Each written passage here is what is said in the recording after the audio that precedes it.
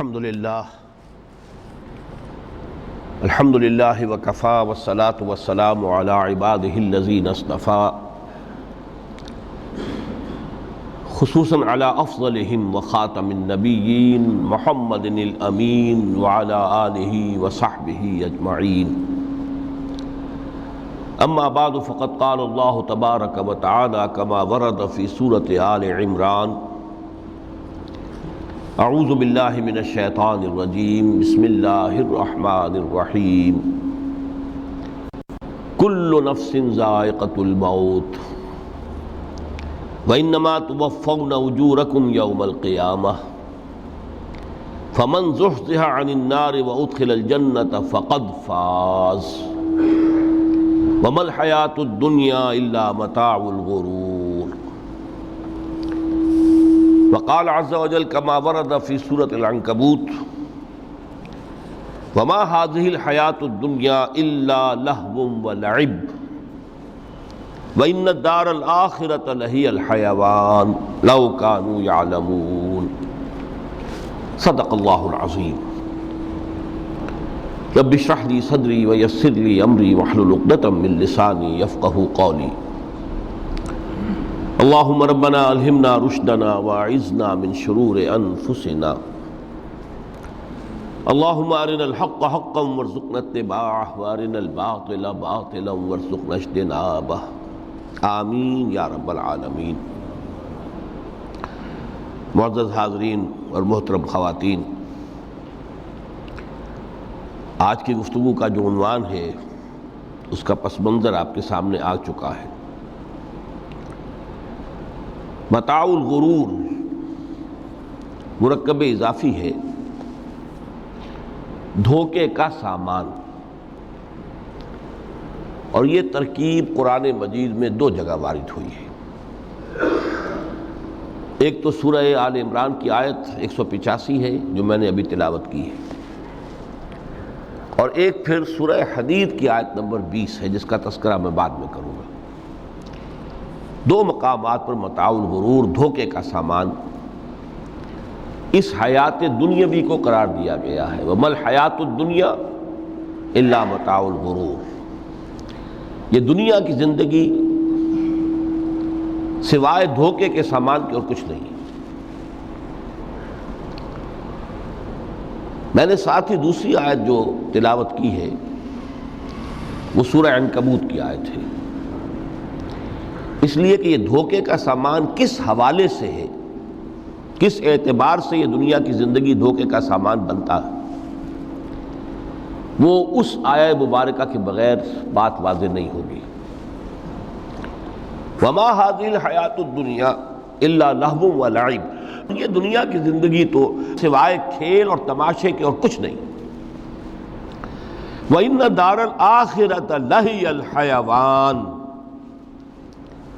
اور اصل زندگی تو آخرت کی زندگی ہے۔ لو کانوا یعلمون، کاش کہ انہیں معلوم ہوتا۔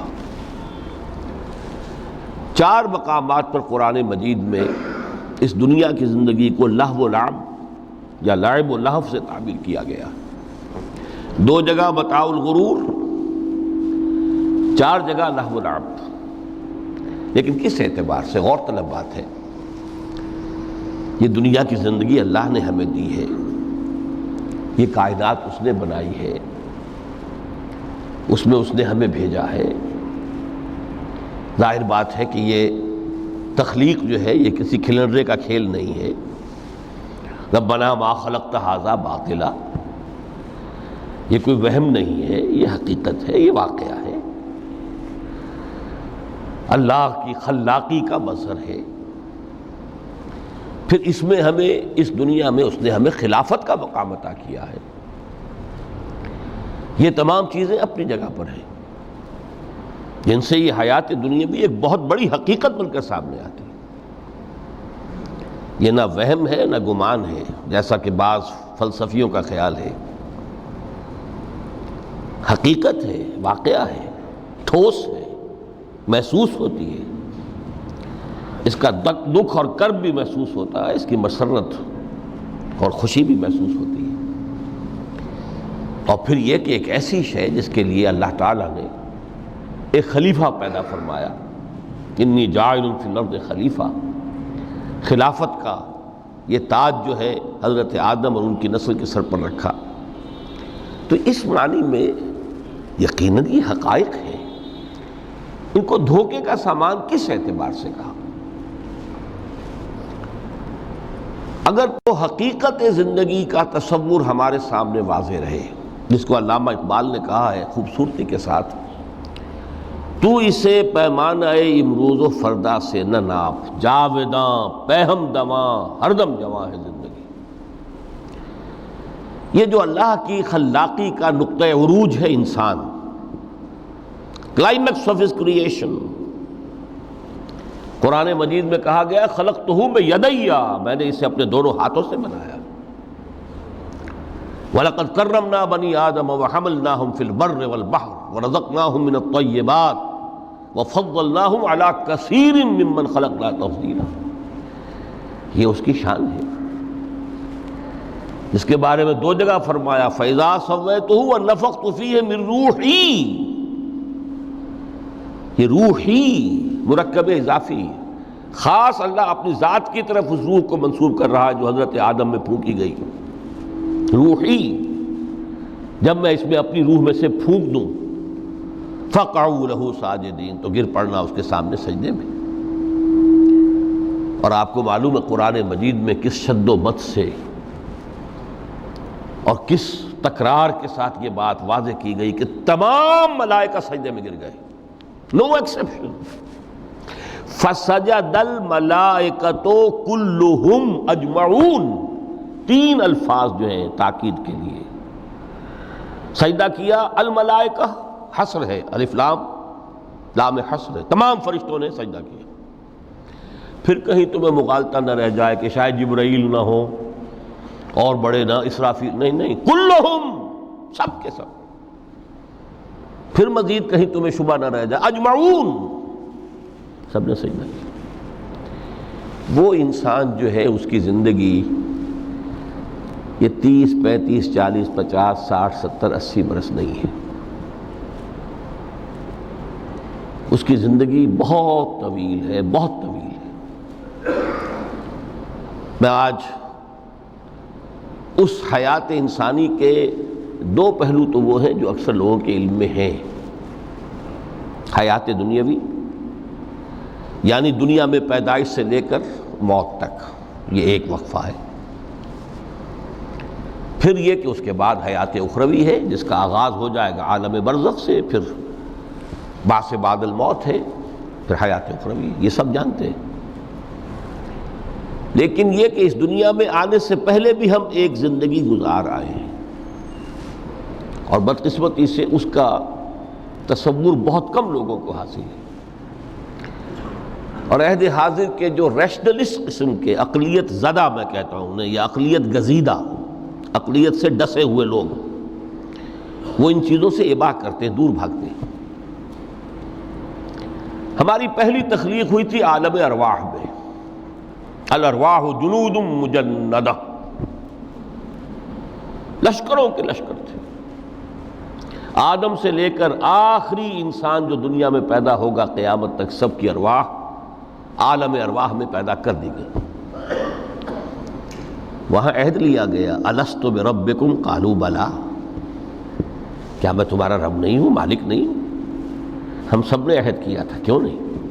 شہیدنا، ہم گواہ ہیں، یہ عہد الست۔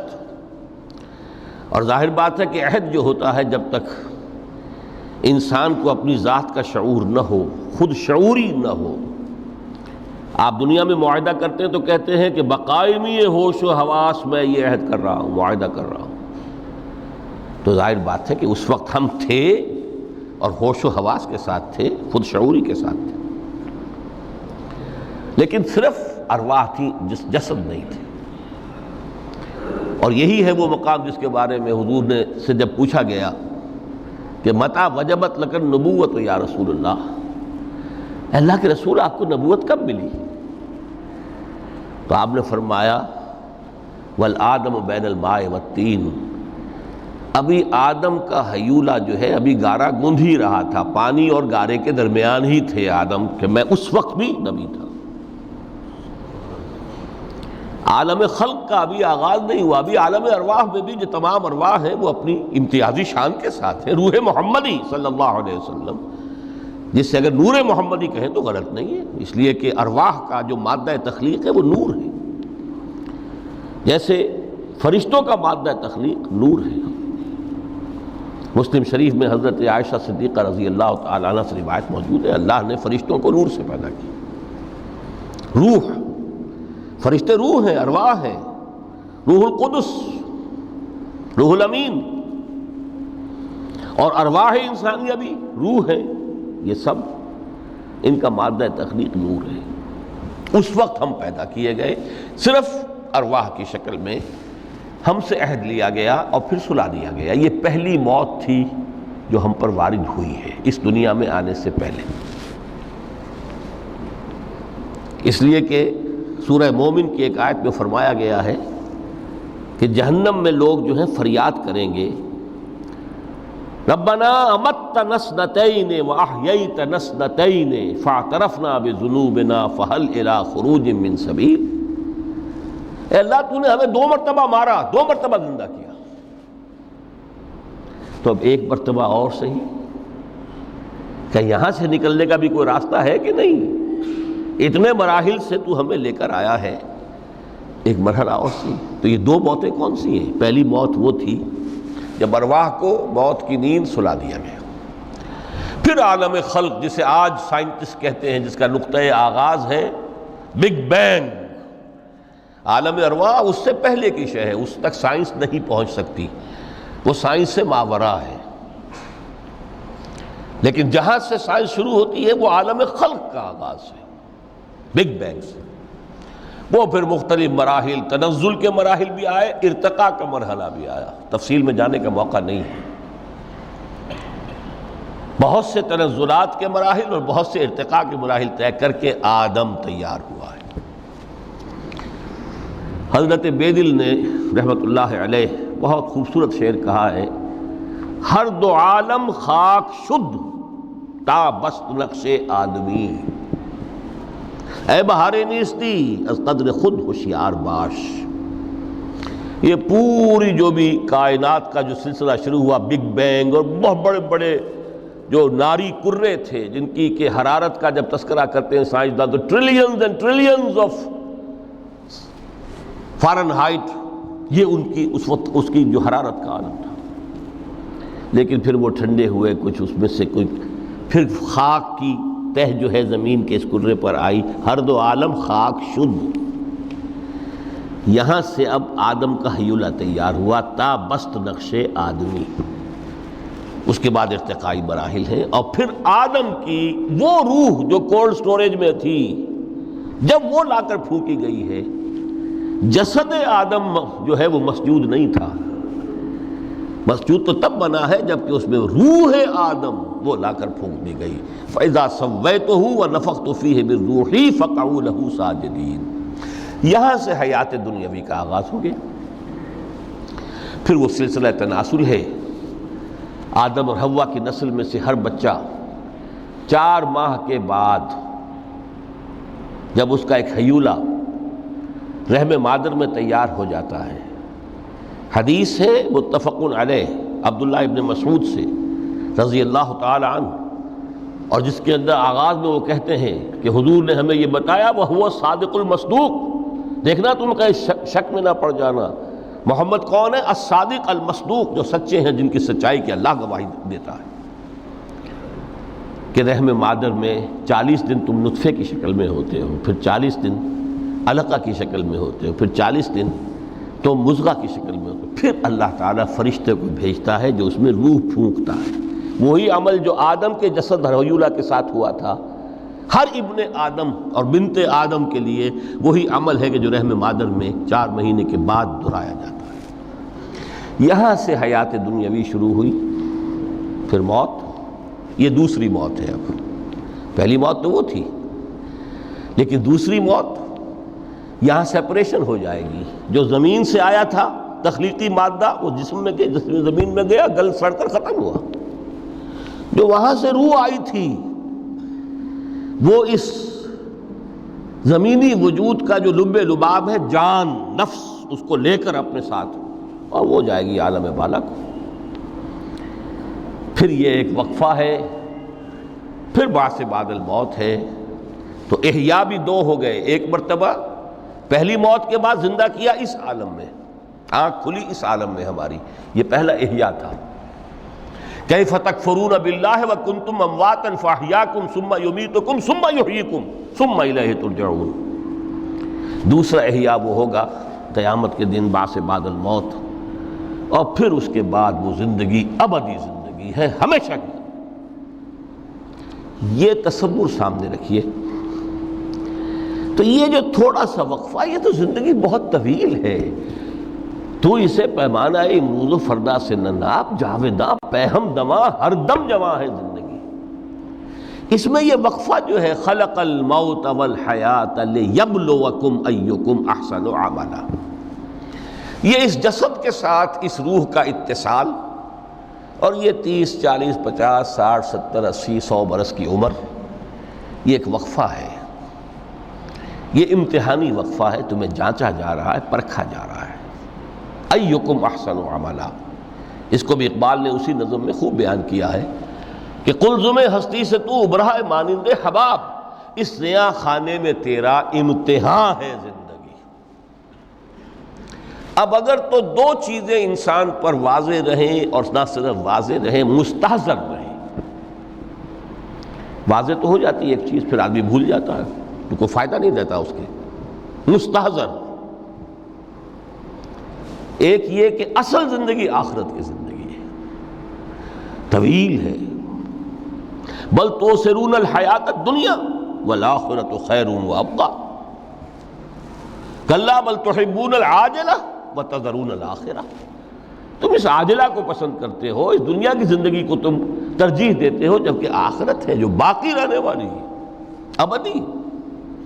اگر تو یہ معلوم ہو، جیسا کہ سورہ عنکبوت کی آیت کے حوالے سے میں نے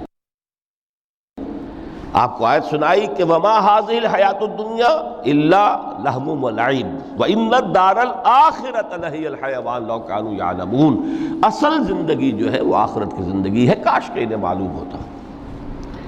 ایک حقیقت تو یہ معلوم ہو اور مستحضر رہے کہ اصل زندگی آخرت کی زندگی ہے، اور دوسری حقیقت یہ کہ یہ دنیا کی زندگی ایک امتحانی وقفہ ہے۔ قلزم ہستی سے تو ابھرا ہے مانند حباب، اس نیا خانے میں تیرا امتحان ہے زندگی۔ یہ مستحضر رہے تو اس کا نتیجہ کیا نکلے گا؟ انسان دنیا پرست نہیں بنے گا۔ متاع ہے دنیا، برتنے کی چیز ہے۔ وما هذه الحیات الدنیا الا متاع، برتنے کی چیز ہے، برتو اسے۔ اب میں یہاں آپ کو کچھ حدیثیں بھی سنا دینا چاہتا ہوں۔ ایک حدیث میں حضور نے عجیب نقشہ کھینچا ہے، مالی ولی دنیا، لوگوں مجھے تمہاری اس دنیا سے کیا سروکار؟ انما مثلی کراکب استظل تحت شجرۃ ثم راح فترکھا، میری مثال تو اس سوار کسی ہے جو تھوڑی دیر کے لیے کسی درخت کے سائے میں سستانے کے لیے رک جاتا ہے۔ وہ اس درخت کو اپنی منزل نہیں سمجھتا، اپنا گھر نہیں سمجھتا، تھوڑی دیر کا سستانا ہے، پھر وہ اس درخت کو خیر بات کہتا ہے، اپنا راستہ لیتا ہے، اپنی منزل کی طرف روانہ ہو جاتا ہے۔ بس اتنا تعلق، منزل یاد رہے۔ چنانچہ ایک دوسری بڑی پیاری حدیث ہے، بہت مختصر بھی ہے، انما الدنیا خلقت لکم وانتم خلقتم للآخرہ، دیکھو یہ دنیا تمہارے لیے بنائی گئی ہے۔ خلق لکم ما فی السماوات و ما فی الارض، قرآن مجید کہتا ہے۔ اس لیے میں نے کہا تھا خلافت ہمیں دینی تھی تو سب کچھ ہمارے لیے بنایا گیا نا، یہ محفل سجائی گئی ہے ہمارے لیے، یہ سب ہمارے لیے بنایا گیا ہے، پورے عالم کو مسخر کیا گیا ہمارے لیے۔ سخر لکم، سورج بھی، چاند بھی، ہر چیز تمہارے لیے مسخر کی گئی ہے۔ انما الدنیا خلقت لکم، وَأَنْتُمْ خُلِقْتُمْ لِلْآخِرَةِ، لیکن تمہاری تخلیق ہوئی ہے، تمہیں بنایا گیا ہے، تمہیں پیدا کیا آخرت کے لیے۔ یہ منزل یاد رہے، میرا ٹھکانہ وہ ہے، میرا گھر وہ ہے، میری منزل وہ ہے، یہ راہ گزر ہے، یہ سفر ہے، یہ ایک وقفہ ہے، امتحانی وقفہ ہے۔ خلق الموت والحیات لیبلوکم ایکم احسن عملا۔ لیکن اب تیسری حدیث سنیے، اور یہ ہے وہ کہ جو اس دنیا کو جو میں نے شروع میں کہا تھا، بڑی ٹھوس حقیقت ہے، یہ اللہ کی تخلیق ہے، سنجیدہ تخلیق ہے، ہم نے کوئی کھیل کود کے لیے تو نہیں بنایا ہے۔ ربنا ما خلقت ھذا باطلا۔ حضور فرماتے ہیں الدنیا مزرعۃ الآخرہ، دنیا آخرت کی کھیتی ہے، یہاں بوؤ گے تو وہاں کاٹو گے، یہاں بوؤ گے نہیں تو کاٹو گے کیا خاک۔ اس اعتبار سے غور کیجئے، یہ دنیا اور حیات دنیاوی کا ایک ایک لمحہ ایک بڑی عظیم حقیقت بن کر سامنے آتا ہے۔ ہماری حیات دنیاوی کا ایک ایک لمحہ ابدی ہے، پوٹینشلی، کیوں کہ اس میں جو کچھ ہم کما رہے ہیں اس کے نتائج ابدی زندگی پر پھیلے ہوئے ملیں گے۔ تو گویا کہ یہ جو ہے، یہ گھڑی محشر کی ہے، طور سے محشر میں ہے، بیشتر غافل عمل کوئی اگر دفتر میں ہے، یہاں کا ایک ایک لمحہ تمہارے لیے بہت قیمتی ہے، یہاں بو، محنت کرو، کاشت کرو تاکہ وہاں کاٹ سکو۔ الدنیا مزرعۃ الآخرہ۔ اب دیکھیے یہ جو انداز ہے قرآن کا، وَمَا الْحَيَاةُ الدُّنْيَا إِلَّا مَتَاعُ الْغُرُورِ، جو ہماری گفتگو کا آج عنوان ہے، اس کے دو نتیجے نکلتے ہیں عملاً۔ ایک نتیجہ جو صحیح ہے، جو قرآن نکالنا چاہتا ہے، جس کی طرف اسلام رہنمائی کرتا ہے، ایک ہے بالکل منفی نتیجہ جس کی اسلام نفی کرتا ہے۔ وہ منفی نتیجہ کیا ہے؟ دنیا دھوکے کی ٹٹی ہے، چھوڑو گھر گھرستی کو، دفع کرو، رب سے لو لگانی ہے، یہ شادی کر کے اور گھر گھرستی کا کھکیڑ مول لینا، کہاں ایک پیٹ کا پالنا، کہاں 10 پیٹ لگ جائے پیچھے، اسی میں آدمی جو ہے گم ہو کر رہ جاتا ہے۔ لہذا گھر گھرستی کو چھوڑو، تجدد کی زندگی گزارو۔ پھر یہ تمدن ہر جگہ شر ہے، برائی ہے، دھوکہ ہے، فریب ہے، جھوٹ ہے، دفع ہو جاؤ، جاؤ کہیں پہاڑوں کی چوٹیوں پر، کہیں غاروں میں، گپھاؤں میں، کہیں جنگلوں میں دھونی روا۔ یہ ہے اس کا ایک منطقی نتیجہ جو نکلا ہے دنیا میں، اور تقریباً تمام مذاہب عالم میں نکلا ہے۔ رہبانیت جس کی جس شد و بد کے ساتھ نفی کی ہے محمد الرسول اللہ صلی اللہ علیہ وسلم، لا رہبانیت فی الاسلام، اسلام میں کوئی رہبانیت نہیں، نفی ہے، مکمل نفی، لا رہبانیت فی الاسلام۔ فرمایا کہ النکاح من سنتی، یہ میری سنت ہے، میرا طریقہ ہے، گھر گھرستی کی زندگی اختیار کرنا یہ میری سنت ہے۔ 3 صحابہ پر کچھ اسی طرح کا غلبہ ہو گیا تھا۔ صحابہ میں ہر طرح کے لوگ تھے، ان میں وہ لوگ بھی تھے کہ جو بڑے ریشنلسٹ تھے، عقل کے حوالے سے بات سمجھنے والے۔ حضرت عمر کو ہم کہہ سکتے ہیں کہ سر خیل تھے ان کی، رضی اللہ تعالیٰ عنہ۔ کچھ درویش منش لوگ بھی تھے، کچھ پر یہ تقویٰ کا اور درویشی کا بہت زیادہ غلبہ ہو گیا تھا، مغلوب الحال ہم انہیں کہہ سکتے ہیں۔ حضرت عبداللہ ابن عمرو بن العاص رضی اللہ تعالیٰ عنہما، ایک عجیب سائملٹینیس کنٹراسٹ ہے باپ اور بیٹے میں۔ عمرو بن العاص بہت بڑے سیاستدان، مدبر، عرب نے چوٹی کے جو 3 سیاستدان پیدا کیے ان میں سے ایک عمرو بن العاص ہے، واریر، کانکرر، سیاستدان۔ لیکن عبداللہ ابن عمرو بن العاص بالکل درویش، روزانہ روزہ ساری رات کھڑے ہیں، نہ بیوی سے کوئی سروکار، نہ کسی سے کوئی سروکار۔ حضور کو اطلاع ملی، بلا لیا، جواب طلبی ہو گئی، یا عبداللہ اولا مخبر انک تصوم الدہر وتقوم اللیل، اے عبداللہ مجھے یہ خبر دی گئی ہے تم ساری رات کھڑے رہتے ہو، روزانہ روزہ رکھتے ہو۔ کیا کہتے ہیں؟ جی حضور ایسا تو ہے۔ لا تفعل، مت کرو ہرگز۔ فإن لنفسك عليك حقا وإن لزوجك عليك حقا وإن لزورك عليك حقا، دیکھو تم پر تمہارے اس جسم کا اور نفس کا بھی حق ہے، اسے آرام بھی دو، اس کی ضروریات بھی پوری کرو، اس کی دیکھ بھال بھی کرو، یہ بھی تمہارے پاس امانت ہے اللہ کی۔ پھر تم پر تمہاری بیوی کا حق ہے۔ کسی صحابی نے دیکھا تھا حضرت عبداللہ ابن عمرو بن العاص کی بیوی کو کہ وہ بالکل جیسے کہ میلی کچیلی حالت میں تھی۔ پوچھا یہ کیا حال بنا رکھا؟ ان کا کہ آپ کے دوست کو تو کوئی غرض ہے ہی نہیں سرے سے، ظاہر بات ہے ایک مسلمان بیوی اور کس کے لیے وہ سنگھار کرے گی جب شوہر ہی کو کوئی دلچسپی نہ ہو، اس سے غرض ہی نہ ہو۔ لا تفعل، رات کو سو بھی، دیکھو مجھے میں رات کو سوتا بھی ہوں، نماز پڑھتا بھی ہوں، میں روزے رکھتا بھی ہوں، ناغے بھی کرتا ہوں۔ دیکھو زیادہ سے زیادہ ہفتے میں دو دن روزے رکھ لیا کرو کہ حضور مجھے اور تھوڑی سی اجازت، اچھا ایک دن ناغا ایک دن روزہ، صوم داؤد، اس سے آگے کی اجازت نہیں۔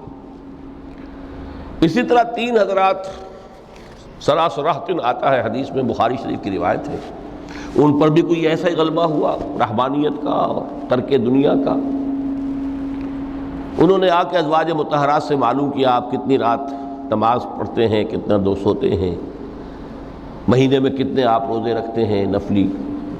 انہوں نے کوئی، وہاں تو کھلی کتاب تھی سیرت محمد صلی اللہ علیہ وسلم، جو کچھ تھی حقیقت بیان کر۔ اب دیکھیے ایک عجیب ذہنیت، انہوں نے دیکھا کہ یہ تو کم ہے، ان کے اندازے کے اعتبار سے تو بہت کم ہے، لیکن یہ کہ اپنے آپ کو ذرا تسلی، حضور کی تو کوئی ضرورت نہیں ہے، آپ تو معصوم ہیں، آپ کے سے گناہ نہیں ہوا، کوئی خطا نہیں ہوئی، آپ کے لیے تو یہ اتنی عبادت ہمارے لیے تو کافی نہیں، ہم تو گناہ گار ہیں۔ ایک نے عہد کیا کہ میں کبھی نہیں سوؤں گا، رات بھر کھڑا رہوں گا۔ دوسرے نے کہا کبھی ناغا نہیں کروں گا، ہر روز روزہ رکھوں گا۔ تیسرے نے کہا میں شادی بیاہ کے کھکیڑ میں پڑوں گا نہیں۔ حضور کو اطلاع مل گئی، طلب فرمایا، ڈانٹا آپ نے، آپ لوگوں نے یہ کہا ہے؟ جی ہاں ہم نے کہا تو ہے۔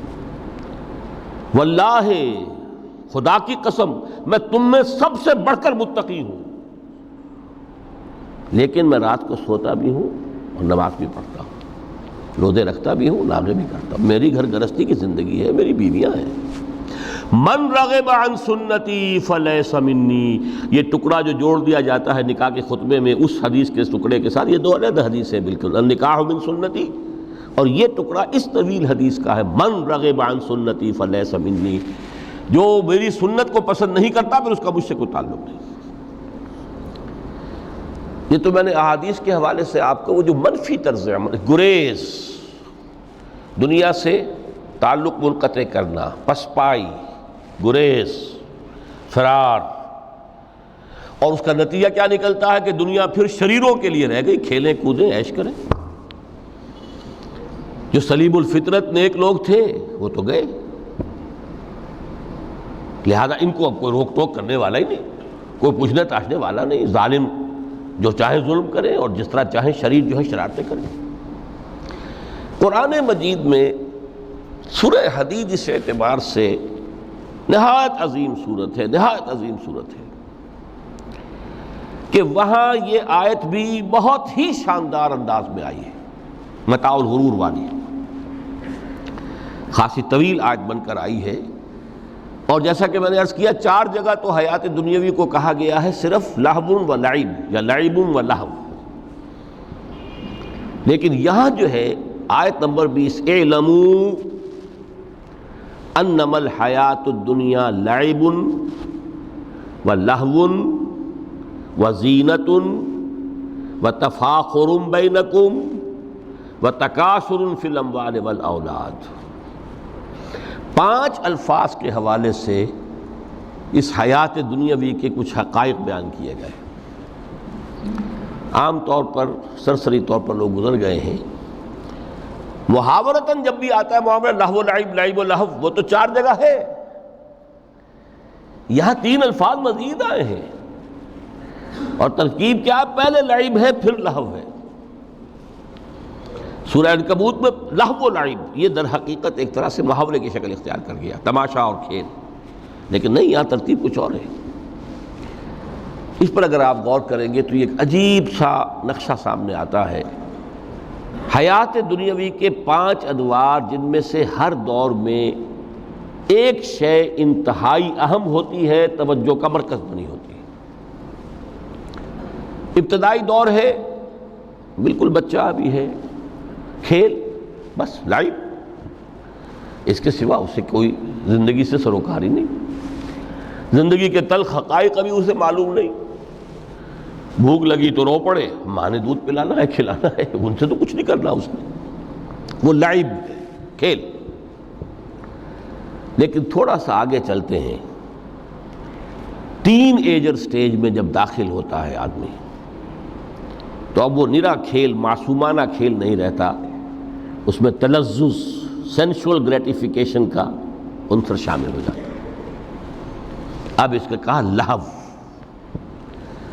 اعلموا انما الحیات الدنیا لعب و لہو۔ ذرا آگے بڑھیے تو انسان پر سب سے زیادہ دھن سوار ہو جاتی ہے، بناؤ سنگھار، میرا لباس فیشن کے مطابق ہو، کہیں ایسا نہ ہو مذاق اڑے۔ اپنے لباس کے بارے میں بہت کانشیس ہوگا، اپنے ہیئر کٹ کے بارے میں بہت کانشیس ہوگا، ہر چیز کے بارے میں بہت کانشیس۔ زینت، بناؤ سنگھار، آرائش، زیبائش۔ اس سے ذرا آگے گئے، تکاثر فی الاموال والاولاد، تفاخر بینکم۔ یہ سمجھیے کہ تقریباً 30 برس کی عمر جب انسان کی ہوتی ہے، اب فخر، تفاخر، یا دولت پر فخر ہوگا، یا نسب پر فخر ہوگا، یا اپنی کسی سیاسی حیثیت پر فخر ہوگا، اپنی چودراہٹ پر فخر ہوگا۔ تفاخر بینکم، جسم میں جان میں چونکہ توانائی ہوتی ہے، قوت ہوتی ہے، لیکن اس کے بعد جب عمر ڈھلی، بڑا ریئلسٹک ہو جاتا ہے انسان۔ پھر یہ جو 4تھی سٹیج تھی، اس میں تو یہ کہ مونچھ نیچی نہ ہو، چاہے سب کچھ میں اپنا خرچ کر دوں، داؤ پہ لگا دوں، لیکن مونچھ نیچی نہیں ہوگی۔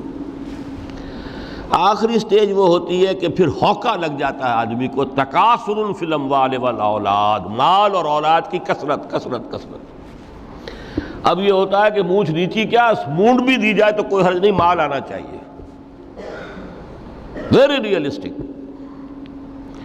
اور اسی حال میں انسان ہوتا ہے، آخری پارے کی صورت نے پھر اس میں ایڈ کر کے اس کے اوپر مہر لگا دی، الہاکم التکاثر حتی زرتم المقابر۔ یہ تکاثر جو ہے پیچھا نہیں چھوڑتا۔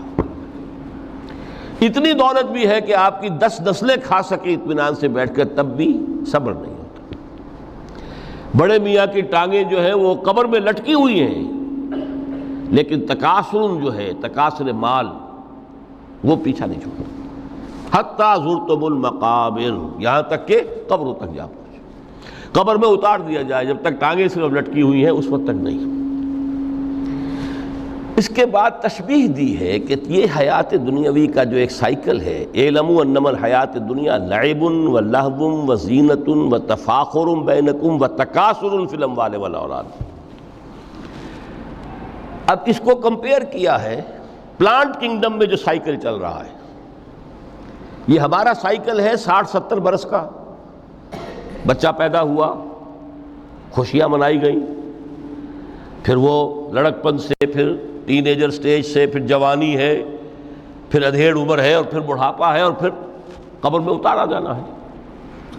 لیکن یہ کہ پلانٹ کنگڈم میں سائیکل چلتی ہے، کمثل غیث اعجب الکفار نباتہ ثم یہیج فتراہ مصفرا ثم یکون حطاما۔ یہ 4 سٹیج ہیں۔ جیسے بارش برستی ہے تو سبزہ نمودار ہوتا ہے، اور کاشتکار کو بڑا اچھا لگتا ہے، اس نے بیج بویا تھا، اس نے محنت کی تھی، اس نے ہل چلایا تھا، اعجب الکفار نباتہ، اس کو بہت اچھا لگتا ہے، دل باغ باغ ہو جاتا ہے۔ جیسے آپ کے یہاں بیٹا ہوا پوتا ہوا خوشیاں مناتے ہیں آپ. کمثل غیث اعجب الکفار نباتہ ثم یہیج، پھر وہ فصل اپنی پوری قوت کو پہنچتی، فصل لہرا رہی ہے. فتراہ مصفرا، پھر وہ زرد ہو جاتی ہے، وہ ہریاول اب ختم ہوئی، اب فصل پک گئی ہے، اب وہ زردی پر آ گئی ہے. ثم یکون حطاما، پھر وقت آتا ہے اگر وہ خضرو گھاس ہے تو پھر وہ چورا چورا ہو کر پھر وہ مٹی میں مل جاتی ہے، اور اگر فصل ہے تو کھیتی کٹ گئی، اس کے بعد کیا رہ گیا وہاں؟ وہ چورا ہی رہ جاتا ہے باقی.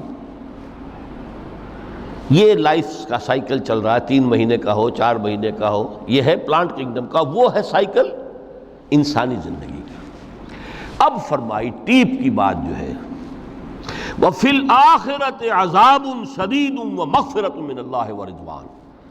دیکھو دنیا کی زندگی تو ان سٹیجز سے ہو کر گزر ہی جانی ہے. جو پیدا ہوا ہے اس پر بڑھاپا بھی آئے گا، موت بھی آئے گی. کل نفس ذائقۃ الموت، جو سورہ آل عمران کی 185ویں آیت کا پہلا جملہ تھا. ہر انسان کو جو پیدا ہوا موت آ گئی. اب یہ ہے کہ وہ کہیں آپ نے محل میں گزار لی زندگی، کسی کٹیا میں گزار لی زندگی، کسی کی فٹ پاتھ پر گزر گئی زندگی. زندگی گزر جاتی ہے، گزرتی ہے، اور ان 5 سٹیجز میں سے ہو کر گزرتی ہے. آپ گندی گلیوں میں بچوں کو کھیلتے ہوئے دیکھتے ہیں، وہ بھی کھیل رہے ہوتے ہیں، نالیوں کے پانی کے اندر کھیل رہے ہوتے ہیں، ان کا بھی کھیل ہے. گندے جوہڑ میں کھیل رہے ہوتے ہیں. وہ تو ہے زندگی کی وہ سٹیج جو ہے کھیل کی ہے.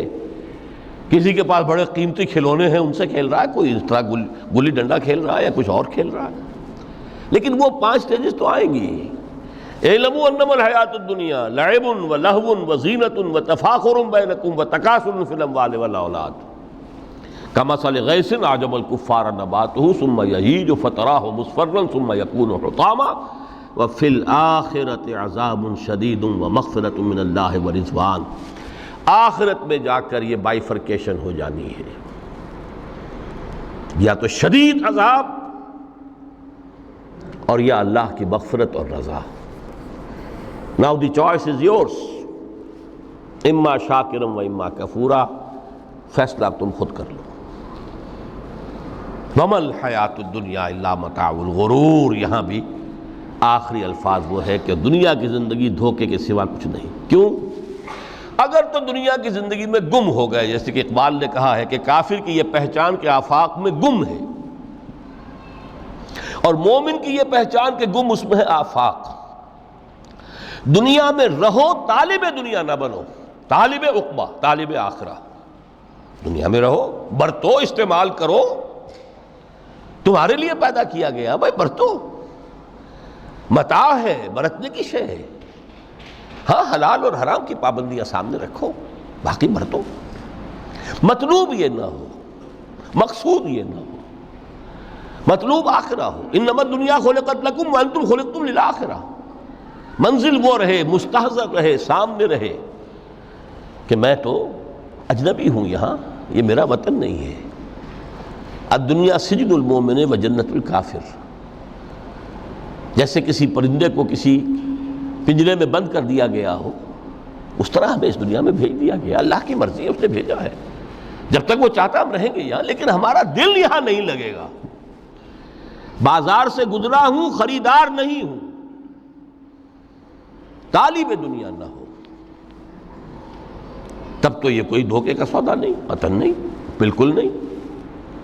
حضور نے خود فرمایا مجھے تمہاری اس دنیا میں سے فلاں فلاں چیزیں بہت پسند ہیں، اور کس قدر ریئلسٹک ہیں. آپ نے عورتوں کے بارے میں فرمایا مجھے اس دنیا سے پسند ہے عورت. کوئی تصنع اور کوئی بھی تکلف اور کوئی خلاف فطرت بات نہیں کی محمد رسول اللہ صلی اللہ علیہ وسلم. آنکھوں کی ٹھنڈک میری نماز میں ہے، مجھے خوشبو پسند ہے. عورت کی طرف بھی آپ کا رجحان تھا. قرآن مجید میں آتا ہے نا، اے نبی اب کوئی اور نکاح آپ نہیں کریں گے. وَلَوْ أَعْجَبَتْكَ حُسْنُهُنَّ، چاہے ان کا حسن جو ہے وہ آپ کو اچھا لگے، اب اجازت نہیں ہے مزید، بس فل سٹاپ. جتنے نکاح ہو چکے ہو چکے. تو یہ دنیا کو حضور نے صلی اللہ علیہ وسلم دنیا پر سوار رہو، دنیا کو اپنے اوپر سوار نہ ہونے دو. بس بات صرف یہ ہے. کافر کی یہ پہچان کہ آفاق میں گم ہے۔ اسی لیے سورہ کہف کا ایک مرکزی مضمون ہے، پہلے رکوع میں بات آتی ہے اِنَّا جَعَلْنَا مَا عَلَى الْأَرْضِ زِینَةً لَهَا لِنَبْلُوَهُمْ أَيُّهُمْ أَحْسَنُ عَمَلًا۔ ہم نے اس دنیا پر جو کچھ ہے، یہ اسکائی اسکریپرز بن گئے ہمارے زمانے میں، اور یہ شاندار بلڈنگز ہیں، اور یہ کچھ ہے، ہم نے زینت اور زیبائش اور آرائش بنا دیا ہے تاکہ آزمائیں۔ انہی کے حسن کے شکار ہو جاتے ہو اور ان کے پرستار بن کر رہ جاتے ہو۔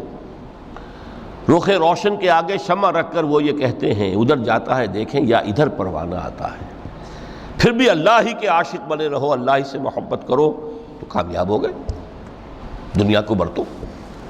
اگر دنیا یہ عروس ہزار داماد جو ہے، اگر کہیں یہ محبوبہ بن گئی تو گئے، ختم۔ اچھا دیکھیے اس سورہ حدید میں اب یہ دنیا کی حقیقت کو اس طرح بیان کر کے دو نتیجے جو اس سے نکلتے ہیں ان کو علیحدہ علیحدہ بیان کر دیا۔ ایک نتیجہ جو میں بیان کر چکا، رہبانیت، ترک دنیا، اس کی نفی کرتے ہوئے فرمایا وَلَقَدْ أَرْسَلْنَا نُوحًا وَإِبْرَاهِيمَ وَجَعَلْنَا فِي ذُرِّيَّتِهِمَا النُّبُوَّةَ وَالْكِتَابَ فَمِنْهُمْ مُهْتَدٍ وَكَثِيرٌ مِّنْهُمْ فَاسِقُونَ ثم قفينا على آثارهم برسلنا وقفينا بعيسى ابن مريم وآتيناه الإنجيل وجعلنا في قلوب الذين اتبعوه رأفة ورحمة ورهبانية ابتدعوها ما كتبناها عليهم۔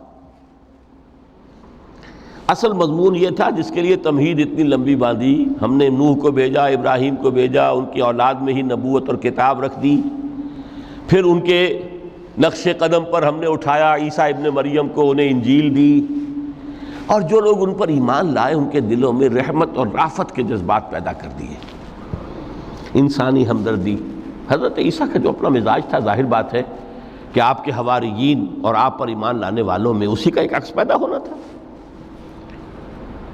لہذا وہ ایک خاص کیفیت، لیکن فرمایا ایک شے کو انہوں نے بدعت کے طور پر ایجاد کر لیا، وَرَهْبَانِيَّةً ابْتَدَعُوهَا مَا كَتَبْنَاهَا عَلَيْهِمْ۔ رہبانیت کی انہوں نے بدعت ایجاد کر لی، یہ انہوں نے کی ہے، ہم نے یہ ان پر فرض نہیں کی تھی۔ یہ ہے وہ منفی نتیجہ، گریز، خانقاہوں میں جا کر بیٹھ جاؤ، موناسٹسزم، تجرد کی زندگی گزارو۔ نتیجہ اس کا کیا نکلتا ہے کہ بظاہر راہب اور راہبائیں رہ رہی ہیں اور رہ رہے ہیں، اور اندر جو حرام کاری کے بازار چل رہے ہیں، اور تہخانوں کے اندر حرامی بچوں کی قبروں کے قبرستان بنے ہوئے۔ ہسٹری آف کرسچین موناسٹسزم پر کتابیں پڑھ لیجیے، خود انہوں نے اپنے سارے جو ہیں بخیے ادھیڑ کر خود رکھ دیے۔ یہ رہبانیت، یہ اسلام کا راستہ نہیں ہے۔ احادیث کے حوالے سے میں آپ کے سامنے پہلے بیان کر چکا ہوں، میں بعد میں تھوڑا سا عرض کروں گا کہ ہمارے ہاں بھی یہ رسم کیوں آئی اور کیسے آئی۔ الحمدللہ اس درجے میں نہیں آئی جس درجے میں کہ کرسچینٹی میں آئی ہے، الحمدللہ ثم الحمدللہ، لیکن کسی درجے میں اگر آئی ہے تو کیوں آئی ہے یہ میں بعد میں عرض کروں گا۔ لیکن اس کا مل حیات الدنیا الا متاع الغرور کا دوسرا نتیجہ کیا ہے؟ پہلا نتیجہ تھا گریز کا، پسپائی کا، فرار کا، معاشرے سے نکل بھاگنے کا، تاکہ معاشرے میں اشرار کھل کھیلیں، جو چاہیں کریں۔ ایک راستہ یہ ہے، ترک دنیا کے معنی ہیں ترک لذات دنیاوی، آسائشوں کو ترک کرنا، سختیاں جھیلنا، کس لیے؟ تاکہ دنیا سے ظلم کا خاتمہ ہو، باطل کا تختہ الٹ دیا جائے، ظلم کا استیصال۔ ظاہر بات ہے ظالم آسانی سے ظلم نہیں چھوڑے گا، ایکسپلائٹر واعظ و نصیحت سے اپنے ایکسپلائٹیشن سے باز نہیں آئے گا۔ شاذ ہوتے ہیں اس طبقے کے اندر بھی، یقیناً کچھ سلیم الفطرت لوگ ہوتے ہیں، جیسے طبقہ اشرافیہ سے تھے حضرت ابو بکر رضی اللہ تعالیٰ عنہ، سلیم الفطرت انسان تھے، وہ کوئی غلاموں کے طبقے سے تو نہیں تھے، کوئی فقراء کے مساکین کے طبقے میں سے نہیں تھے، اونچے طبقے میں سے تھے، عشرہ مبشرہ اکثر و بیشتر اس طبقے سے تھے۔ لیکن بائی اینڈ لارج وہ جو طبقہ ہوتا ہے یا تو وہ اپنے جبر اور استبداد کا تخت جو ہے جما کر بیٹھا ہوا ہے لوگوں کی گردنوں کے اوپر، پولیٹیکل ریپریشن ہے، یا اکنامک ایکسپلائٹیشن ہے، استحصال، محنت لوگ کریں کھائیں گے ہم، عیش ہم کریں گے، محنت کسان کریں جا کے کھیت میں، ہم لے آئیں گے اپنا حصہ اور عیش کریں گے، یا کوئی سوشل ڈسکریمنیشن ہے، یہ اونچا ہے یہ نیچا ہے، یہ تو پیدا ہی ہوا ہے شودر، یہ اس سے نکل ہی نہیں سکتا، اور یہ پیدا ہوا برہمن، یہ تو اونچا ہے۔ اس تینوں قسم کے ظلم، اس کا خاتمہ کرنا، اس کے لیے جد و جہد کی ضرورت ہے، جہاد کی ضرورت ہے، قتال کی ضرورت ہے، اور جہاد و قتال آپ نہیں کر سکتے جب تک کہ لذات دنیاوی سے کنارہ کشی نہ کریں، جب تک کہ اپنی بیلٹ کو ٹائٹ نہ کریں، جب تک کہ اپنی ضروریات زندگی کو کم نہ کریں۔ ضروریات زندگی کم کریں گے تو تفریغ الاوقات ہوگا، جو تبلیغی بھائیوں کی اصطلاح ہے بہت اہم، اپنے وقت کو فارغ کر سکیں گے۔ اس وقت کو فارغ کریں گے تو پھر وہ جد و جہد، وہ محنت، وہ جہاد، اس کے لیے آپ کے پاس وقت ہوگا، اس کو آپ لگا سکیں گے۔ پھر اس میں جب سخت سے سخت منزلیں آئیں گی تو اس میں میدان میں مقابلہ بھی ہوگا، جان کی بازی بھی کھیلنی پڑے گی، اس میں قید و بند کا وقت بھی آ سکتا ہے۔ 3 برس تک اگر محمد عربی صلی اللہ علیہ وسلم پورے خاندان بنی ہاشم کے ساتھ بدترین اسیری سمجھ لیجئے شیب بنی ہاشم میں جو رہیں، یہاں تو اسیروں کو آپ راشن تو دیتے ہیں، کھانا تو دیتے ہیں، وہاں تو اصل جو ہے وہ تو دونوں طرف سے گھاٹی کا منہ بند کر دیا گیا تھا، سیل تھی کہ کوئی شے جو ہے وہ جانے نہ پائے اندر۔ 3 برس، جس میں کہ وہ وقت بھی آیا ہے کہ سوکھے ہوئے چمڑے ابال ابال کر اس کا پانی جو ہے بلکتے ہوئے بچے، پھول جیسے بچے بنی ہاشم، ان کے حلق میں ٹپکایا گیا ہے، اور کچھ نہیں۔ کچھ تھے لوگ، حکیم بن حزام جیسے رضی اللہ تعالیٰ عنہ، بعد میں ایمان بھی لے آئے۔ حضرت خدیجہ رضی اللہ تعالیٰ عنہ کے چونکہ وہ قریبی رشتہ دار تھے، وہ پہاڑ کو کراس کر کے چوٹی پر سے اتر کر کچھ کبھی کبھی کھانے پینے کی چیز پہنچا دیتے تھے۔ یہ سارے مراحل آئیں گے۔ یہ جو ہے یہ مثبت ہے، ترک دنیا وہ نہیں۔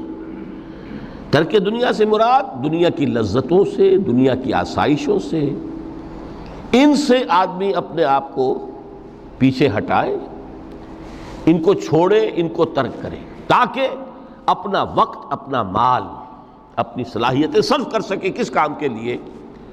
اب اس کے لیے دیکھیے آیت نمبر 25 ہے یہ سورہ حدید کی۔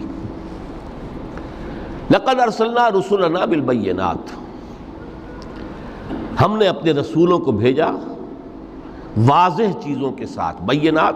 بینہ وہ شے جو از خود ظاہر ہو۔ آفتاب آمد، دلیل آفتاب، جب سورج طلوع ہو گیا وہ خود اپنے وجود پر دلیل ہے، اس کے لیے کسی اور اضافی دلیل کی ضرورت نہیں کہ سورج موجود ہے، وہ تو ہے، سب کو نظر آ رہا ہے۔ تو بینات سے مراد معجزے بھی ہیں، اور وہ تعلیم جو ہے بنیادی دین کی، کہ جو فطرت انسانی کی جانی پہچانی ہوئی شے ہے، دونوں پر اس کا اطلاق ہو جائے گا۔ لقد ارسلنا رسلنا بالبینات وانزلنا معهم الکتاب والمیزان، اور ہم نے ان کے ساتھ کتاب اتاری، میزان اتاری۔ یہ سب کچھ کس لیے کیا؟ لیقوم الناس بالقسط، تاکہ لوگ عدل پر قائم ہوں۔ یہ ہے سول آبجیکٹو۔ یہ نہیں بس ہماری کتاب پڑھ لیا کرے، ختم قرآن ہو گیا، اللہ اللہ دعا مانگ لی، چھٹی۔ قائم کرو اس کو، وہ میزان عدل نصب کرو، ہر ایک کو وہی تل کر ملے جو اس کا حق ہے، اور ہر ایک سے وہ لیا جائے کہ جو اس کے ذمہ واجب ہے۔ اگر یہ نہیں تو بابا پھر سب کہانیاں ہیں، شریعت اور دین اور نماز اور روزہ اور حج، کوئی حیثیت ان کی نہیں۔ اچھی طرح سن لیجئے میری بات۔ قرآن مجید میں کہلوایا گیا حضور سے، قل یا اہل الکتاب لستم علی شیء حتی تقیموا التوراۃ والانجیل وما انزل الیکم من ربکم۔ اے نبی ان سے کہہ دیجئے، اے کتاب والو تمہاری کوئی حیثیت ہی نہیں، ہماری نگاہوں میں تمہارا کوئی مقام ہی نہیں جب تک کہ تم قائم نہیں کرتے تورات کو اور انجیل کو اور جو کچھ کے نازل کیا گیا تمہاری طرف تمہارے رب کی طرف سے. قائم کرو، پھر آؤ ہم سے بات کرو، ہم سے دعا کرو، ورنہ دفع ہو جاؤ. Nothing doing. They don't care for you. لستم على شيء حتى تقيموا التوراة والإنجيل وما أنزل إليكم من ربكم. اب قانون خداوندی تو بدلتا نہیں ہے، نہ فرام پرسن ٹو پرسن، نہ فرام نیشن ٹو نیشن، نہ فرام امہ ٹو امہ، اٹل ہے. وَلَن تَجِدَ لِسُنَّتِ اللَّهِ تَبْدِيلًا وَلَن تَجِدَ لِسُنَّتِ اللَّهِ تَحْوِيلًا. سنت اللہ تو ایک ہے. اب اس آیت کو ذرا پڑھیے.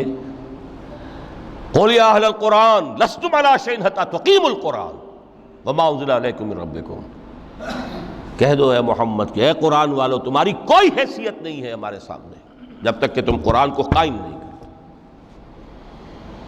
پڑھ لو اور اس کے قرات کے مقابلے منعقد کرا لو اور سونے کے تاروں سے اسے لکھ لو اور اس کو جو چاہو کر لو، کوئی حیثیت نہیں. قائم کرو اس قرآن کو، اس کے نظام کو، اس کے قانون کو، جو حضرت ابوبکر نے فرمایا تھا. پہلا خطبہ جو دیا ہے آپ نے بیعت خلافت کے بعد، تم میں ہر قوی میرے نزدیک ضعیف ہوگا جب تک کہ اس سے حق وصول نہ کر لوں، اور ہر ضعیف قوی ہوگا جب تک کہ اسے اس کا حق دلا نہ دوں.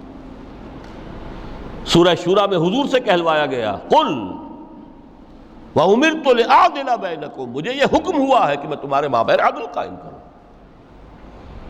میں واعظ بن کر نہیں آیا، میں بدھ مت کے بھکشو بنانے کے لیے نہیں آیا تمہیں. ہاں انقلابی عمل میں ایک مرحلہ آتا ہے، بدھ مت کے بھکشو بننا پڑتا ہے کچھ عرصے کے لیے، تیاری کا مرحلہ، وہ میں ابھی بعد میں ذرا بیان کر دوں گا. لیکن مستقل نہیں ہے یہ بدھ مت کے بھکشو. یہ بدماش جس طرح چاہیں کھل کھیلیں، ظالم جس طرح چاہیں لوگوں پر ظلم کرتے رہیں، تشدد اور جبر کا جس طرح سے چاہے معاملہ کریں، استحصالی نظام جس طرح ہوتا ہے چلتا رہے. شاہ ولی اللہ دہلوی رحمۃ اللہ علیہ کے الفاظ میں انسانوں کی عظیم اکثریت ڈھور ڈنگر بن جائے، صبح سے لے کے شام تک کمر توڑ دینے والی مشقت کے بعد بمشکل 2 وقت کی روٹی ملتی ہو، اس کا کبھی خیال اسے اللہ کا آئے گا؟ کبھی اللہ سے لو لگا سکے گا؟ دنیا نے تیری یاد سے بیگانہ کر دیا تو اس سے بھی دل فریب ہے غم روزگار کے.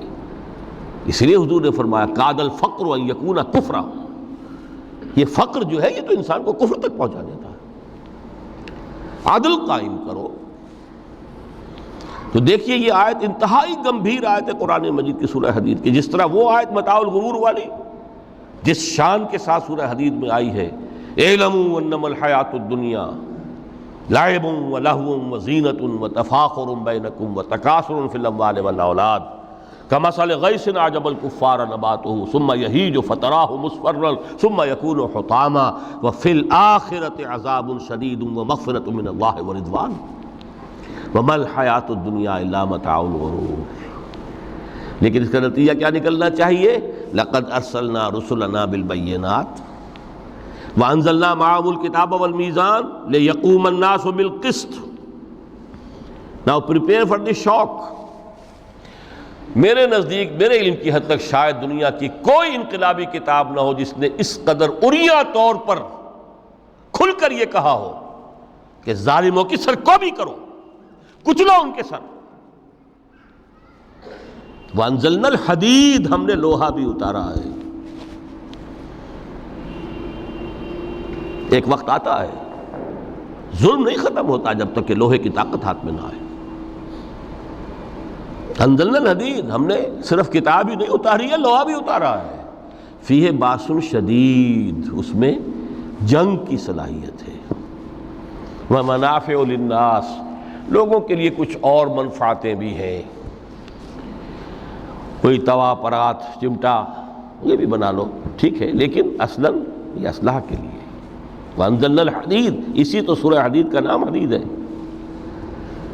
فیہ باس شدید ومنافع للناس ولیعلم اللہ من ینصرہ ورسلہ بالغیب. اللہ دیکھنا چاہتا ہے کون ہے اس کے وفادار بندے تو اس لوہے کی طاقت کو ہاتھ میں لے کر مدد کرتے ہیں اس کی اور اس کے رسولوں کی غیب میں ہونے کے باوجود۔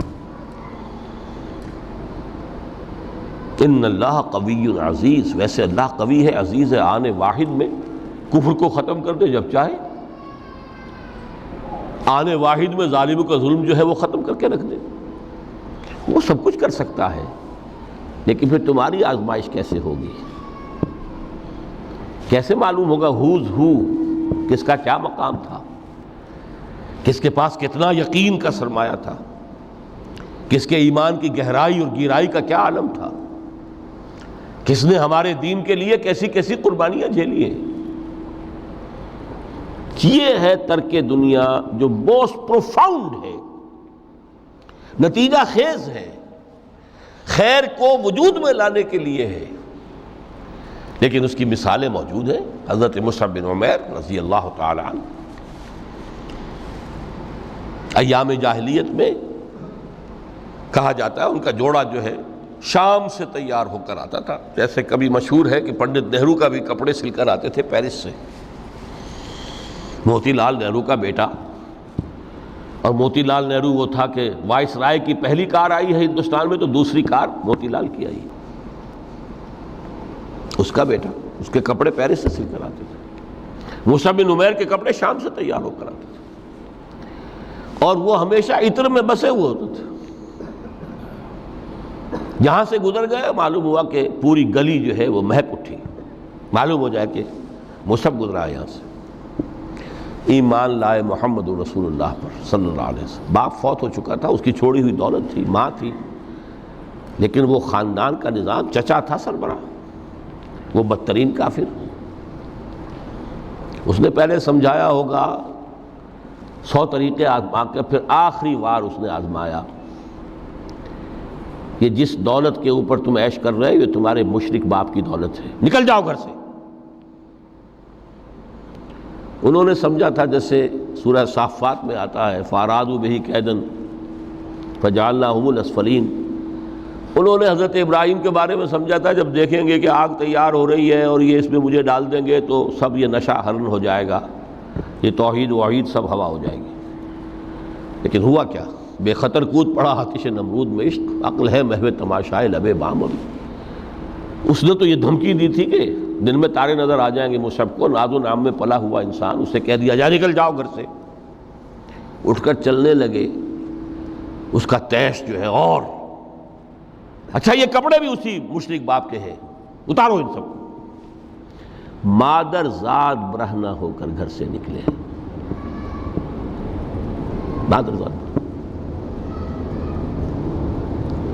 پھر وہی ہے کہ جن کے نام قرائے فال بنام من دیوانہ زدند، جب بیعت عقبہ اولیٰ ہوئی ہے، لوگوں نے کہا کہ ہمیں کوئی مقری دیجئے قرآن پڑھانے والا جو ہمیں قرآن پڑھائے۔ حضور نے فرمایا جاؤ مصعب۔ وہ مصعب وہاں جا کر مدینے میں المقری بن گئے، جا المقری، وہ آ رہا پڑھانے والا۔ اور 1 سال کی محنت، دعوت اور تبلیغ اور قرآن کے پڑھانے کے نتیجے میں اگلے سال 75 افراد لا کر حضور کی جھولی میں ڈال دی۔ یہ مصعب ہے۔ شہادت ہوئی ہے غزوہ بدر میں۔ ایک مرتبہ اس سے پہلے کا واقعہ بھی ہے کہ حضور مسجد میں تشریف فرما تھے، سامنے سے حضرت مصعب گزرے، ایک پھٹا ہوا سا کمبل جسم کے گرد لپیٹا ہوا تھا، حضور کی آنکھوں میں آنسو آ گئے۔ از کجا تاب کجا، یہ دیوانہ جو ہے اللہ کا اور رسول کا اور دین کا کہاں سے کہاں پہنچا ہے۔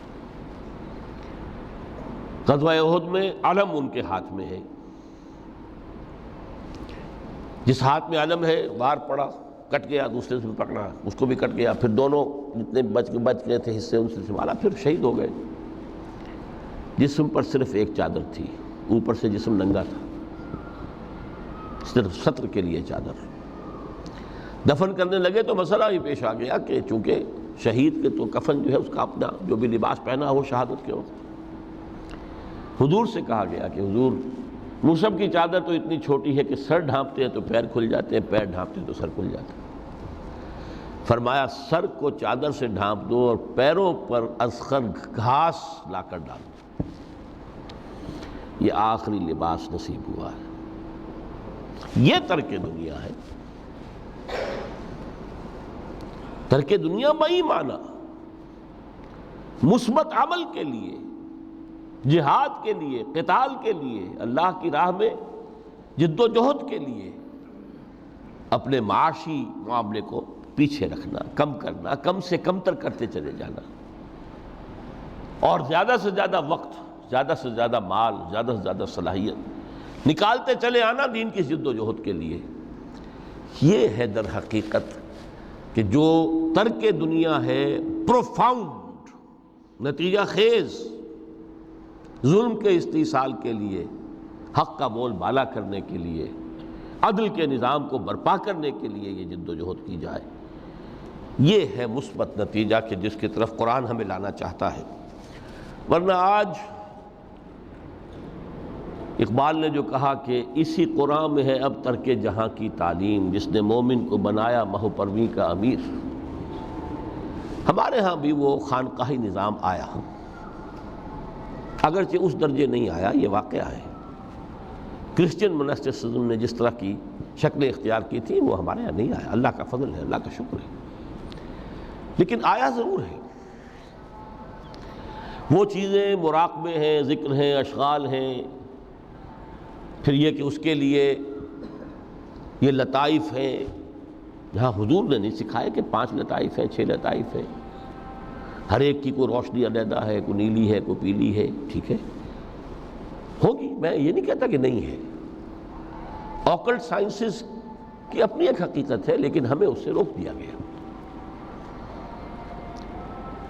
یہ چیزیں ہمارے ہاں کیوں آئی ہیں؟ یہ ہے اصل میں کچھ لوگ جو اس پورے تصوف کے سلسلے کو کہہ دیتے ہیں کہ یہ ہے ہی خلاف اسلام اور یہ غلط ہے اور یہ بالکل ایک نیا دین ہے۔ نہیں، یہ بات نہیں، پوری ہمدردی کے ساتھ سمجھنا چاہیے کہ یہ کیوں آیا۔ دیکھیے، اصل جو سلوک محمدی تھا صلی اللہ علیہ وسلم، جو تصوف محمدی تھا، وہ تو یہ تھا جہاد، دعوت، جہاد، دین کا غلبہ، تن من دھن لگا دو، اسی میں ترک دنیا بھی آ گیا۔ اس لیے فرمایا لا رہبانیت فی الاسلام الا جہاد فی سبیل اللہ، اسلام کی رہبانیت یہی جہاد فی سبیل اللہ ہے۔ آخر لذتیں چھوڑنی پڑتی ہیں نا، گھروں کی آسائشیں چھوڑیں گے تبھی تو جائیں گے، میدان میں آئیں گے۔ اس حوالے سے جب خلافت راشدہ کا نظام ختم ہوا اور اب ایک ملوکیت کے دور کا آغاز ہو گیا، 3-4 اٹیمپٹس ہوئی ہیں اس کو ٹھیک کرنے کی۔ حضرت حسین ابن علی رضی اللہ تعالیٰ عنہ میدان میں آئے، شہید ہو گئے، دنیاوی اعتبار سے ناکام ہو گئے۔ عبداللہ ابن زبیر آئے رضی اللہ تعالیٰ عنہ، کچھ تھوڑی سی کامیابی ہوئی، سسٹین نہیں کر سکے، وہ بھی شہید کر دیے گئے۔ پھر حضرت زید آئے، پھر نفس زکیہ آئے، کوئی کوشش کامیاب نہیں ہوئی۔ اس نتیجے پر پہنچ گئے کہ یہ تو اب جو حکومت کی چھت ہے یہ تو ہے، اس کو تو اب ہم نہیں ہٹا سکتے۔ جب حکومت کو چھت کو نہیں ہٹا سکتے تو اب جہاد اور قتال کا راستہ تو بند ہو گیا ہے، تو مسلمان نا کلمہ گو ہے، چاہے خود فاسق و فاجر بھی ہوں، لیکن نافذ تو شریعت کے احکام کر رہے ہیں۔ اس حوالے سے ہاتھ بندھ گئے۔ اس وقت پھر یہ ہے کہ جو تزکیہ نفس کے لیے یہ طریقے اختیار کیے گئے، شارٹ آف جہاد فی سبیل اللہ، شارٹ آف قتال فی سبیل اللہ۔ یوں سمجھیے کہ اگر کوئی درخت جو ہے یہاں پر آپ اس کو اگائیں تو چھت تک تو وہ جائے گا، لیکن چھت کے اوپر چھت کو پھاڑ تو نہیں سکتا نا، وہ پھر مڑ جائے گا۔ یہ ڈیفلیکشن ہوئی ہے ہمارے ہاں، جس سے کہ یہ خانقاہی نظام وجود میں آیا۔ کچھ خیر تو لوگوں کو سکھاتے رہو، کچھ تزکیہ نفس کی تعلیم تو دیتے رہو، اور ان میں پھر یہ ہے کہ مشرق اور مغرب سے آنے والے نظریات اور طریقے جو ہیں وہ بھی شامل ہو گئے۔ ہندوستانی جو تصوف کے مختلف یہاں پر معاملات تھے، اور ادھر سے یونانی اور نیو پلیٹونک وہ نظریات آ گئے۔ لیکن آج کا دور جو ہے وہ سمجھ لیجئے 2 اعتبارات سے بہت مختلف ہو چکا ہے۔ اب پھر ضرورت ہے سلوک محمدی کی صلی اللہ علیہ وسلم۔ کیوں؟ اگرچہ حکومت مسلمانوں کی ہے لیکن اسلامی قانون نافذ نہیں ہے۔ اس وقت یہ تھا کہ حکومت مسلمانوں کی تھی، اگرچہ وہ اس معنی میں آئیڈیل اسلامی حکومت نہیں تھی کہ امرہم شورا بینہم، مسلمانوں نے منتخب کیا ہوتا، نہیں، وہ ایک موروثی نظام چل پڑا، ایک قبیلے کی عصبیت جو ہے وہ اس کی پشت پناہ بن گئی، ایک نظام چل رہا ہے، لیکن قانون اسلام کا نافذ تھا، قاضی تھے، مفتی تھے، فیصلے وہی ہو رہے تھے۔ آج یہ کہ اگرچہ حکومت مسلمانوں کی ہے، قانون جو ہے قرآن کا نافذ نہیں ہے۔ اور نمبر دو، آج انسان کا جو سوشل کانشسنس ہے، اجتماعی شعور، وہ ترقی کر کے اس سطح تک پہنچ چکا ہے کہ ہر شہری کو حق حاصل ہے کہ نظام کو بدلنے کی کوشش کرے۔ پہلے یہ ہوتا تھا کہ آپ نظام کی اصلاح کرنے کے لیے کھڑے ہوئے تو سمجھتے تھے کہ یہ حکومت کو ختم کرنا چاہتے ہیں، یہ باغی ہے۔ حضرت حسین کو باغی کہا گیا رضی اللہ تعالیٰ عنہ۔ اب باغی جو ہے واجب القتل ہے، اسی لیے تو آخر کلمہ گو تھے وہ جنہوں نے شہید کیا حضرت حسین کو رضی اللہ تعالیٰ عنہ۔ اس وقت تک یہ کانسیپٹ تھا ہی نہیں کہ اسٹیٹ علیحدہ شے ہے، گورنمنٹ علیحدہ شے ہے۔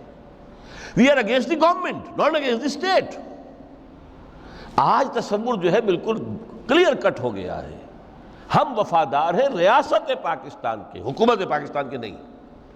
حکومت پاکستان کو بدلنا ہمارا حق ہے، اور اس بدلنے کے دو طریقے ہیں، یا ایک انتخابات کا ذریعہ ہے یا پھر ایجیٹیشن کا ذریعہ ہے، بشرطے کہ ایجیٹیشن پیسفل ہو، توڑ پھوڑ نہ ہو، کسی کی جان اور مال اور پراپرٹی کو کوئی نقصان نہ پہنچایا جائے، خود مرنے کو تیار ہو جائے، گولیاں چلیں، جیلوں میں جائیں، ایجیٹیٹ کریں، اگر جیلیں بھر جائیں گی، اگر گولیاں مار مار کر جو ہے فوج ایک وقت میں آ کر کہہ دے گی، جیسے کہ بھٹو کے زمانے میں کہہ دیا تھا، جبکہ اس نے کہا تھا کہ میری کرسی بہت مضبوط ہے، لیکن جب بریگیڈیئر محمد اشرف گوندل ہی ٹک دی لیڈ، پھر 3 اور آگے بریگیڈیئر ان کے ساتھ مل گئے، we are going to shoot no more, go and have a political settlement. اپنی قوم کے اوپر کہاں تک ہم گولیاں برسائیں گے؟ Who are they? They are our kith and kin, we are not an occupation army. Jallianwala Bagh میں اگر 5000 مر گئے یا جتنے بھی مرے تھے، جنرل ڈائر کو کائے کا دکھ؟ وہ ہندو تھے یا مسلمان تھے یا سکھ تھے؟ ہندوستانی تھے۔ لیکن یہاں تو جن کو ہم مار رہے ہیں وہ کون ہیں؟ پاکستانی ہے۔ ہو سکتا ہے جو گولی چلا رہا ہے اسی کا کوئی بھانجا بھتیجا جو ہے اس موب کے اندر موجود ہو سامنے۔ یہ راستے دونوں اس وقت کھلے ہوئے ہیں۔ الیکشن کا پروسیس جو بھی لوگ سمجھتے ہیں کہ اس کے ذریعے سے یا سمجھتے رہے ہیں، آج تو میں سمجھتا ہوں کہ وقت آ چکا ہے کہ تقریباً اس پر کنسنسس ہو چکا ہے کہ الیکشن کے ذریعے سے نظام نہیں بدل سکتا۔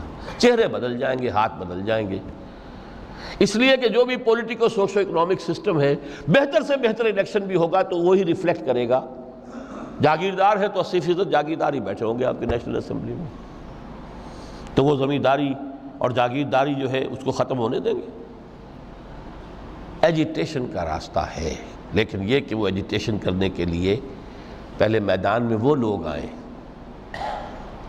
جو اپنی ذات پر اپنے گھر میں دین نافذ کر چکے ہوں،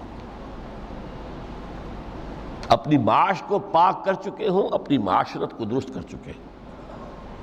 یہ دو کام اگر نہیں کیے تو بہتر ہے گھر میں بیٹھے رہیں، باہر نہ نکلیں، دین کا نام نہ لیں، وہ دین کو بدنام کریں گے۔ یہ مرحلہ طے کر لیں اور پھر ایک بنیان مرصوص بن کر، نہیں عن المنکر بالید۔ جب تک طاقت کافی نہیں ہے اس وقت تک دعوت ہے، تبلیغ ہے، خوشامد ہے۔ وَلْتَكُن مِّنكُمْ أُمَّةٌ يَدْعُونَ إِلَى الْخَيْرِ وَيَأْمُرُونَ بِالْمَعْرُوفِ وَيَنْهَوْنَ عَنِ الْمُنكَرِ وَأُولَٰئِكَ هُمُ الْمُفْلِحُونَ۔ یہ سب زبان سے ہوگا، ہاتھ سے نہیں۔ جب طاقت کافی ہوگی تو اب ہاتھ سے ہو۔ اب ہم یہ کام نہیں چلنے دیں گے، اب یہ بینک نہیں چلیں گے، گھیراؤ کریں گے، نہیں چلنے دیں گے۔ یہ اخبارات میں جو فحاشی کے سمجھیے کہ وہ رنگین صفحات نہیں نکلنے دیں گے، پکیٹنگ ہو جائے گی۔ کئی دن تک کراچی میں جنگ کا گھیراؤ کیا گیا تھا MQM کی طرف سے، اور صرف یہ بات تھی کہ ہماری خبریں صحیح شائع نہیں کر رہا ہے۔ جب نہیں نکلنے دیا گیا جنگ، اس کے بعد صورت یہ ہو گئی کہ الطاف صاحب کو چھینک بھی آتی تھی تو پہلے صفحے پہ لکھا ہوتا تھا۔ لیکن کریں نا، میدان میں آئے نا لوگ، یہ ہے اصل میں وہ تصوف کہ جو اب بالکل سلوک محمدی صلی اللہ علیہ وسلم کا جو اصل سلوک تھا وہ تصوف تھا، وہ ترک دنیا، مالی ولی دنیا، انما مثلی کراکب استظل تحت شجرۃ ثم راح فترکھا، اس کے ضمن میں فرمایا گیا ہے۔ سورہ توبہ کی میں آیت نمبر 24 آپ کو سنا، فرمایا قل ان کان آباؤکم وابناؤکم واخوانکم وازواجکم وعشیرتکم واموال اقترفتموها وتجارۃ تخشون کسادها ومساکن ترضونها احب الیکم من اللہ ورسولہ وجہاد فی سبیلہ فتربصوا حتی یاتی اللہ بامرہ واللہ لا یہدی القوم الفاسقین۔ اے نبی ان سے کہہ دیجئے، لوگو اگر تمہیں اپنے باپ اور اپنے بیٹے اور اپنے بھائی اور اپنی بیویاں یا بیویوں کے لیے شوہر اور اپنے رشتہ دار اور وہ مال جو تم نے بڑی محنت سے جمع کیے ہیں اور وہ کاروبار جن کی کساد کا تمہیں اندیشہ رہتا ہے کہیں مندہ نہ ہو جائے، اور وہ بلڈنگیں، وہ حویلیاں، وہ کوٹھیاں جو تمہیں بڑی پسند ہیں، بہت چاؤ سے بنائی ہیں، ڈیکوریٹ کی ہیں، ڈیکوریشن پیسز کہاں کہاں سے لا کر ڈرائنگ روم میں رکھے ہیں، اگر یہ 8 چیزیں محبوب تر ہیں اللہ سے اور اس کے رسول سے اور اس کی راہ میں جہاد سے، فتربصوا، تو جاؤ انتظار کرو، دفع ہو جاؤ، بیٹھو ادھر، حتی یاتی اللہ بامرہ، یہاں تک کہ اللہ اپنا فیصلہ سنا دے، واللہ لا یہدی القوم الفاسقین، اللہ ایسے فاسقوں کو ہدایت نہیں دیتا۔ یہ ہے ترک دنیا۔ یہ ساری محبتیں جو ہیں، جیسے علامہ اقبال نے کہا، یہ مال و دولت دنیا، یہ رشتہ و پیوند، بتان وہم و گما لا الہ الا اللہ۔ مال و دولت دنیا کی 3 چیزیں لے لی، وہ مال جو تم نے جمع کیے، ایسیٹس تمہارے، وہ کاروبار جن کا کہ تمہیں اندیشہ ہوتا ہے کہ کساد نہ ہو جائے، اور وہ تمہاری بلڈنگیں، حویلیاں جو تمہیں بڑی محبوب ہیں، مال و اسباب دنیا، اور رشتہ و پیوند 5 گنوا دیے، باپ، بیٹا، بھائی، زوج یا زوجہ اور رشتہ دار۔ اگر یہ محبوب تر ہیں اللہ سے، اس کے رسول سے، اس کی راہ میں جہاد سے، تو جاؤ دفع ہو جاؤ، فتربصوا، گو اینڈ ویٹ، یہاں تک کہ اللہ اپنا فیصلہ سنا دے۔ اللہ ایسے یہ فاسق جو ہیں ان کو زبردستی ہدایت نہیں دیتا، اللہ کا قاعدہ ہی نہیں، ہدایت اس کو دیتا ہے جو طالب ہدایت ہو۔ تو متاع الغرور اس معنی میں کہ دنیا کی کوئی شے اور اس کی محبت ہمارے راستے میں بیڑی بن کر ہمارے پاؤں میں نہ پڑ جائے، اس راستے سے، دعوت دین اور اقامت دین کی جد و جہد سے، اگر یہ ہے تو یہ متاع الغرور ہے، دھوکہ ہے، فریب ہے۔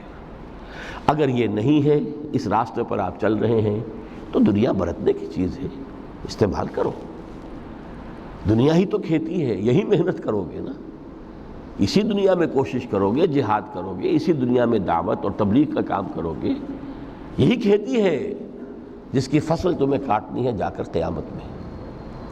یہ دونوں پہلو ہمارے سامنے رہنے چاہیے۔ میں آپ حضرات کا بہت ممنون ہوں، آپ نے بہت توجہ سے میری باتوں کو سنا ہے۔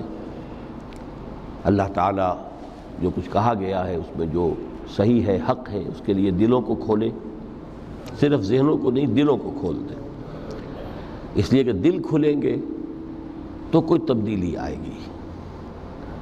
مولانا منظور نعمانی صاحب نے ایک دفعہ لکھا تھا بڑا پیارا جملہ کہ اصل تبدیلی دل کی تبدیلی ہوتی ہے۔ دماغ تو کرائے کا وکیل ہے، دلیلیں فراہم کر دیتا ہے، دل نے ادھر کا فیصلہ کیا، دماغ نے اسی کے لیے دلیلیں دے دی، دل ادھر جانا چاہتا ہے، دماغ اس کے لیے دلیلیں دے دے گا۔ وکیل وہی ہے، مدعی نے کر لیا تو اس کے حق میں دلائل کے انبار ہیں، اور اگر اسی مقدمے میں کہیں مدعا علیہ نے اس وکیل کو کر لیا ہوتا تو اس کے حق میں دلائل۔